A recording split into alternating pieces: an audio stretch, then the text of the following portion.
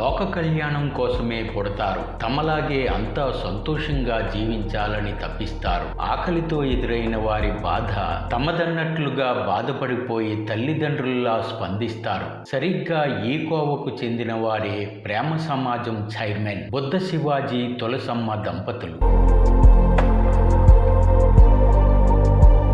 ఇప్పుడు తులసమ్మ భౌతికంగా లేకపోయినా ఆమె తనను సేవకు ప్రేరేపించిన దేవత అని శివాజీ గుర్తు చేసుకుంటున్నారు. ఆమె లేకపోయినా ఆమె జ్ఞాపకాలు మాత్రం ఎన్నటికీ ఉంటాయని ఆయన స్మరించుకుంటున్నారు.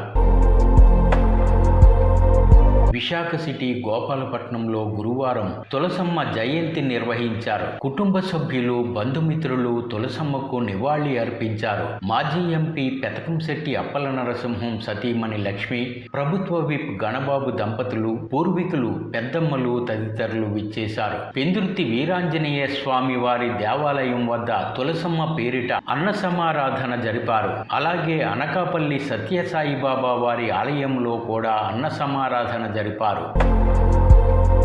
తులసమ్మకు గోపాలపట్నంలో మంచి పేరు ప్రఖ్యాతులున్నాయి. ఏ రాజకీయ పదవి లేకపోయినా ఆమె భర్త శివాజీ విశాఖ జిల్లా గౌరీ సేవా సంఘ అధ్యక్షునిగా దాదాపు 3 దశాబ్దాల పాటు విశేష సేవలందించారు. ఆంధ్రప్రదేశ్లో గౌరీయుల ప్రతిష్ఠ పెంచేలా పలు చోట్ల కళ్యాణ మండపాలు, దేవాలయాల నిర్మాణాలు జరిపారు. గోపాలపట్నం, పెందుర్తి ప్రాంతాల్లో ఏడాది పొడవునా వాటర్ ఫిల్టర్తో ప్రయాణికులకు ఉచిత మంచినీరు అందిస్తున్నారు. విశాఖ ప్రేమ సమాజం సంస్థకు బుద్ధ శివాజీ సారథ్యం వహిస్తున్నారు. అన్నదాతగా ఆయన పేరు తెచ్చుకున్నారు. యావత్ ప్రపంచాన్ని కోవిడ్ అతలాకుతలం చేసినప్పుడు విశాఖలో గోపాలపట్నంలో బుద్ధ శివాజీ తులసమ్మ దంపతులు వారి పెద్ద మనసును చాటుకున్నారు. పనులు లేక ఆకలితో అల్లాడిపోయిన వందలాది మంది పేదలకు కడుపు నింపిన ధన్యజీవులు వీరు. అప్పట్లో పేదలకు భోజనం అందించడానికి కూడా పోలీసులు ఆంక్షలు విధించినా వీరు మాత్రం తగ్గలేదు.